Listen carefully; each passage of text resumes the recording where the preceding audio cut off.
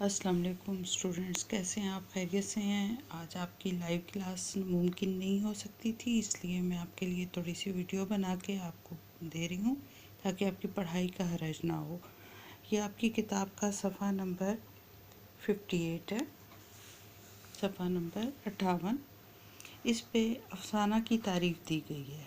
अफसाना आपने 9th में भी वैसे की तारीफ़ पढ़ी हुई है, लेकिन यहाँ पर भी इसकी तारीफ़ दी गई है।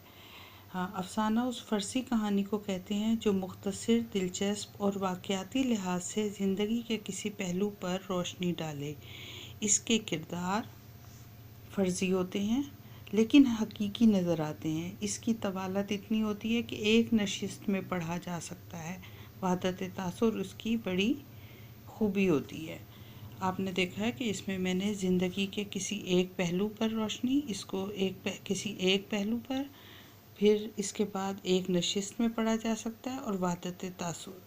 ये 3 मैंने इसके मेन पॉइंट बताए हैं। जब हम इसकी तारीफ़ चेक कर रहे होते हैं तो देखते हैं कि ये 3 चीज़ें ख़ास तौर पर अगर आपने ज़ाहिर की हैं तो अफ़साने की मुकम्मल तारीफ़ होती है।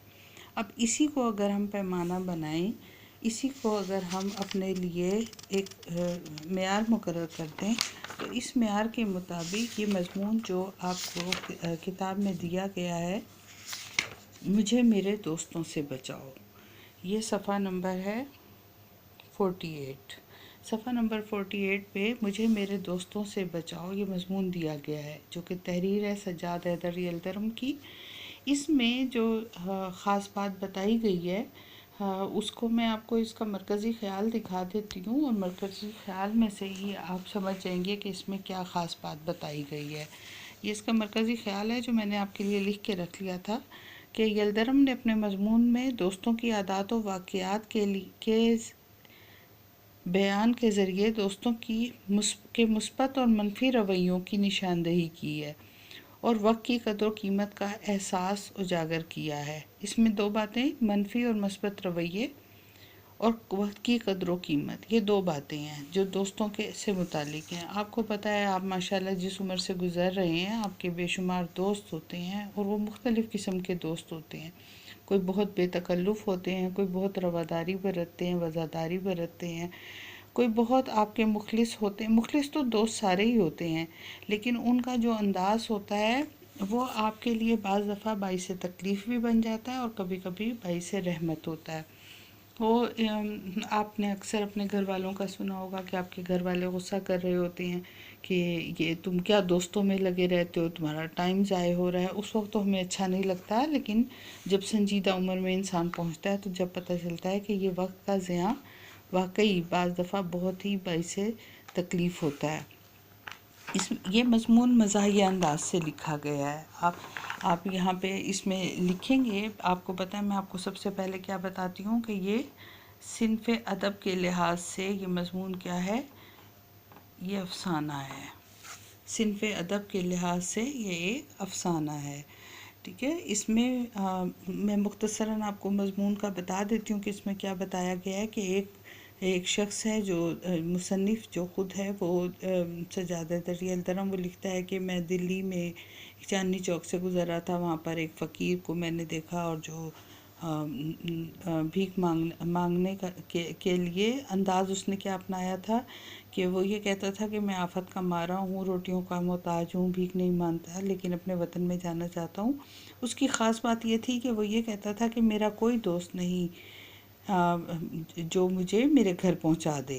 वो दोस्त के ना होने का जब उसने शिकवा किया तो मुसन्निफ़ की तवज्जो उसकी जानिब चली गई और उसने सोचा कि मैं अगर इस शख्स से अपना मवाजना करूं तो ये मेरे से कई लिहाज से बेहतर है, यानी उसकी सेहत भी उससे कुछ बेहतर है, उसे ज़्यादा मेहनत और जद्दोजहद नहीं करनी पड़ती कमाने के लिए, और सबसे बढ़कर ये कि इसका कोई दोस्त नहीं। अगर वाकई इसका कोई दोस्त नहीं है तो ये मुझसे कहीं बेहतर है। अब वो फिर ये अपने मुख्तलिफ़ दोस्तों का बयान के ज़रिए ये बताता है कि क्यों मुझे अपने दोस्तों से के होने पर अफसोस है और मैं क्यों समझता हूँ कि मैं किसी तरह भी फ़कीर से बेहतर हालत में नहीं हूँ क्योंकि मेरे दोस्त हैं।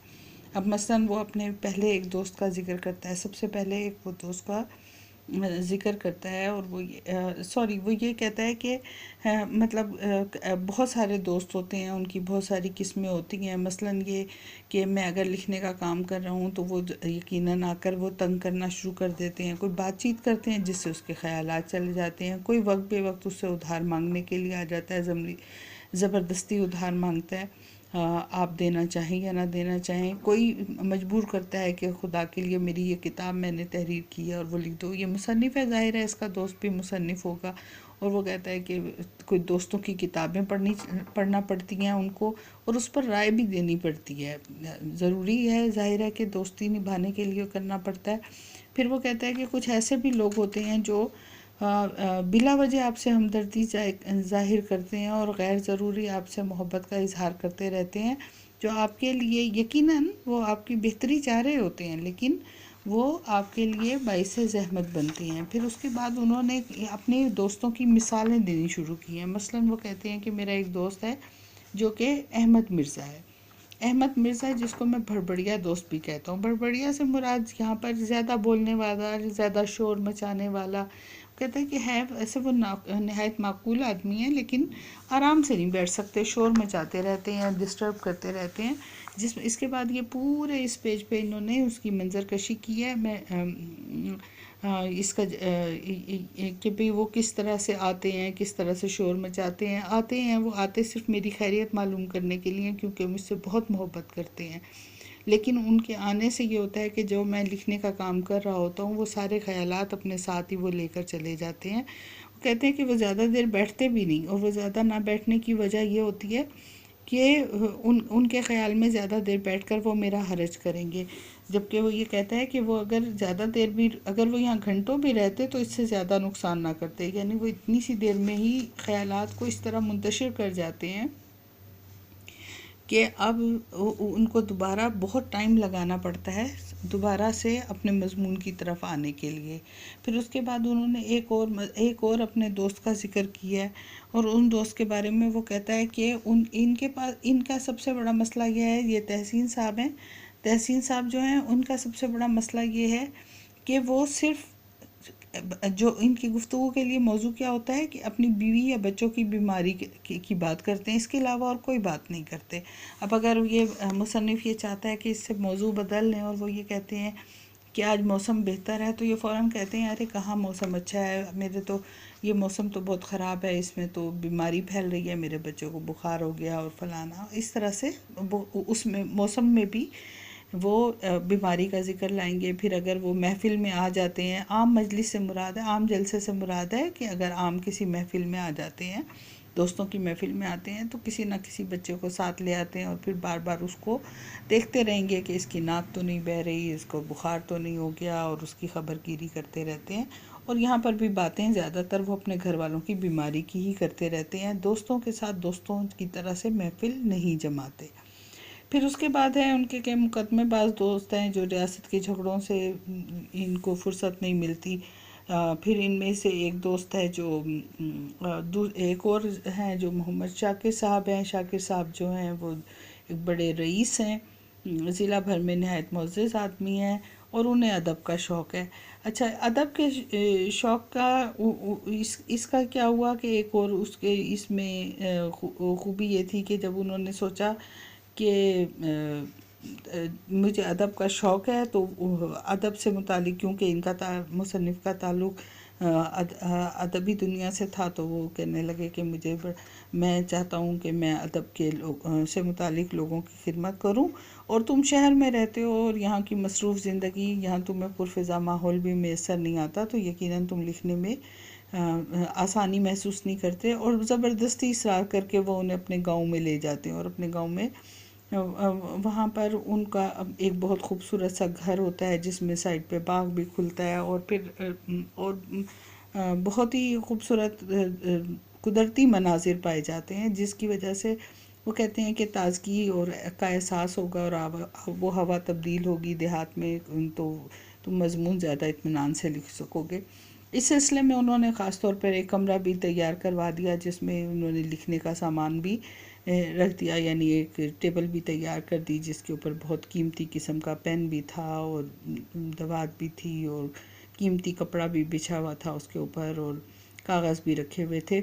लेकिन जब उन्होंने मुसन्निफ़ ने जब उधर काम करना चाहा तो मेज़बान ने पहले तो ये कहा कि आप इतनी जल्दी से काम करने के लिए क्यों बैठेंगे, पहले आप आराम करें, कुछ लोगों से मिलें, कुछ खाएं पिएं, कुछ वक्त गुजारी करें, जब फ्रेश हो जाएंगे तब कीजिएगा। बहरहाल इन्होंने वक्त निकाला और आकर वैसे तो इसे एहसास हो गया था कि मुझे लगता नहीं है कि यहाँ पे मैं काम कर सकूँगा, लेकिन फिर भी उन्होंने अपने लिए वक्त निकाला और आकर एक टेबल पे लिखने के लिए जब बैठे तो पता चला कि स्याही तो है नहीं और लिखेंगे कैसे, और पेन में निब नहीं है, इस किस्म की कुछ प्रॉब्लम्स थी। आखिर इन्होंने अपना सामान निकाला और खुद लिखना शुरू कर दिया।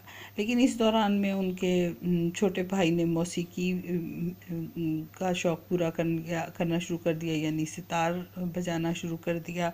फिर उसके बाद कोई ना कोई दोस्त आता जाता रहा जिनसे मुलाकात करवाई जाती रही। इस तरह से इनको बहरहाल कुछ लिखने पढ़ने का मौका बिल्कुल भी नहीं मिला। नौकर बार बार बुलाने के लिए आता रहता था। फिर आखिर इन्होंने घूमने फिरने का प्रोग्राम बनाया। अगले दिन सुबह नाश्ते के बाद ही चले गए और इधर उधर फिरते रहे, 2-4 दोस्तों से मिलवाया गया और यूँ इनकी बहरहाल कहने का मकसद ये है कि मुख्तलिफ़ किस्म के दोस्त हैं जो इनके ना चाहते हुए भी वक्त बेवक्त उनके पास आते हैं, महफ़िलें जमाते हैं, उनके काम में मुखिल होते हैं। अब वो कहते हैं कि मैं कभी कभी तो ये सोचता हूँ कि ये दोस्त बहुत बड़ी नेमत होते हैं, लेकिन अक्सर मुझे ये भी ख़्याल आता है कि काश ये दोस्त मेरे मुखलिस दोस्त मौजूद ना होते तो ज़्यादा बेहतर था कि मैं अपना काम ज़्यादा बेहतर तरीके से कर सकता हूँ।